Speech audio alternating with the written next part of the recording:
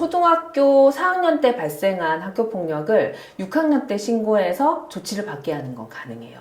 중학생이 돼서 중학교 때 내가 초등학교 때 있었던 학교폭력을 신고하고 얘를 어떻게 조치를 받게 하고 싶다라고 하는 거는.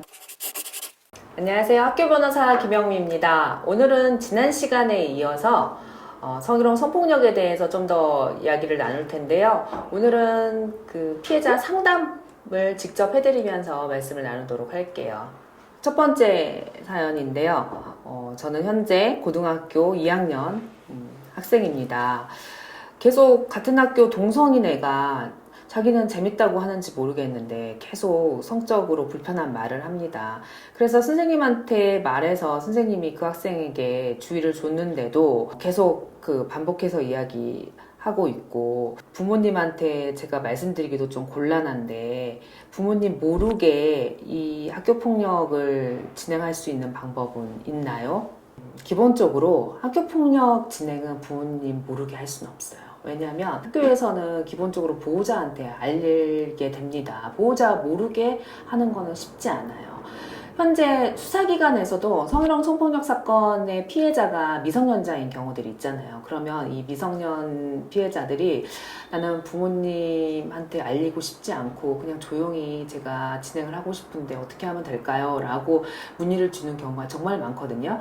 성폭력으로 신고를 하게 되면 국가에서 국선 변호사를 자동으로 연계를 시켜주거든요. 그래서 국선 변호사 통해서 일단 피해 진술은 할 수 있어요. 법률적인 도움도 그 변호사를 통해서 받을 수는 있는데, 이 피해자가 보호자한테 나의 피해 사실을 알리고 싶지 않다. 사실은 거기서는 알리지 않고 그냥 진행할 수 있는 방법은 있어요. 하지만 학교 폭력은 보호자가 모르고서는 할 수가 없습니다. 좀 용기를 내려서 부모님한테 이야기를 하시고 학교 폭력으로 진행하시는 게 좋겠습니다.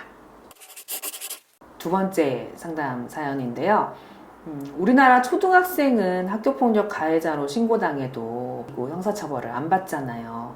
그러면 단순히 형사처벌도 안 받고 학교폭력으로 신고해서 고작 학교봉사 정도로 끝났다고 하면은 가해자를 신고하는 게 어떤 의미가 있나요?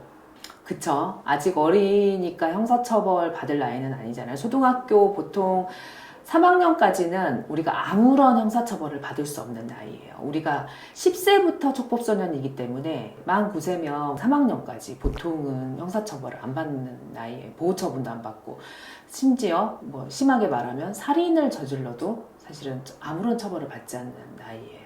그렇더라도 의미가 아예 없는 건 아니고, 학교폭력으로 신고를 하게 되면 학교폭력으로 조치를 받게 돼요. 그러면 1호부터 3호까지의 조치는 학교 생활기록부에도 조치가 남지 않지만, 근데 이게 왜 의미가 있냐면 1호가 뭐라고 했죠? 서면사과, 2호가 접촉금지, 3호가 교내봉사란 말이에요. 이걸 조치를 받았던 학생이 또 반복해서 학교폭력을 하게 되면 그때는 1호부터 3호까지에 기재되지 않았던 그 조치까지 같이 생활기록부에 기재가 됩니다. 그리고 또 반복해서 학교폭력을 저지르게 되면 그 다음에는 1호부터 3호까지 그치지 않죠. 당연히 가중에서 4호, 6호, 6호, 7호까지도 나올 수 있는 거예요. 단순히 소위 말하면 우리가 빨간 줄이라고 하지만, 우리가 범죄 경력에 기재가 되는 게 평생 전과로 남게 하는 게 어떻게 보면 통쾌할 수는 있겠지만, 그게 아니라 중요한 건 이 가해 학생이 앞으로 그런 행동을 하지 않고 제대로 살아서 정말 건전한 사회 구성원으로 성장하는 게 우리의 목표잖아요. 그런 측면에서는 이 학생이 본인의 행동을 반성하고 다시는 이런 잘못을 안 해야 된다라고 하면은 당연히 적극적으로 신고를 해서 학교폭력 조치를 통해서 이 가해 학생이 더 이상 그런 행동을 못하도록 하는 게 의미가 있겠죠. 초등학교 때 동성 친구가 저를 성희롱한 것을 알게 되어서 사과받고 그 이후에 친하게 잘 지냈어요. 그렇지만 곧 다시 싸우고 다시 멀어졌거든요. 근데 지금 시간이 한참 지나서 제가 고등학생이 됐는데, 지금이라도 초등학교 때 있었던 성희롱을 신고해서 학교폭력으로 그 학생을 처분받게 할 수 있나요? 예를 들어 초등학교 4학년 때 발생한 학교폭력을 6학년 때 신고해서 조치를 받게 하는 건 가능해요. 하지만 중학생이 돼서 중학교 때 내가 초등학교 때 있었던 학교폭력을 신고하고 얘를 어떻게 조치를 받게 하고 싶다라고 하는 거는 안 돼요. 우리가 보통 초등에서 중등, 중등에서 고등 이렇게 단계가 아예 바뀌어버리는 경우에는 학교폭력 조치를 할 수가 없어요. 그래서 아쉽지만 어렵습니다. 중학교 1학년 학생입니다. 친구가 성희롱을 당하고 있어요. 제 친구한테 남자애들이 뒤에서 쟤는 도대체 몇 컵인 거야? 되게 가슴 큰데? 그 학생에 대한 이런 성희롱 발언을 계속 하는데 제가 어떻게 할 수 있는 방법이 있을까요?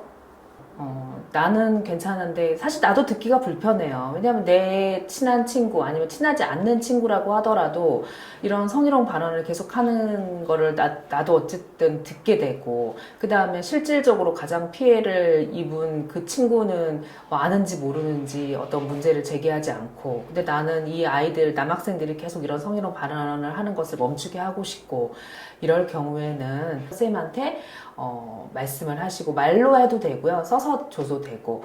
다만 이제 내가 누군지 알면 불안하잖아요. 혹시 그 남학생들이 나한테 와서 혹시 보복하진 않을까 이런 두려움이 있을 수 있으니 선생님한테는 비밀을 유지해 달라고 하시고 익명으로 그렇게 써서 줘서 이 피해 학생이 더 이상 이런 성희롱에 노출되는 것을 막을 수 있습니다. 성희롱 성폭력 피해를 당했을 때는, 이 피해를 당했을 때 피해자는 당연히 알지만 주변에서 목격한 학생들이 꽤 있을 수밖에 없거든요. 그래서 피해자가 용기를 내는 게 가장 중요하지만 피해자가 용기를 낼 수 있도록 주변 친구들도 같이 이렇게 도와주셨으면 좋겠습니다.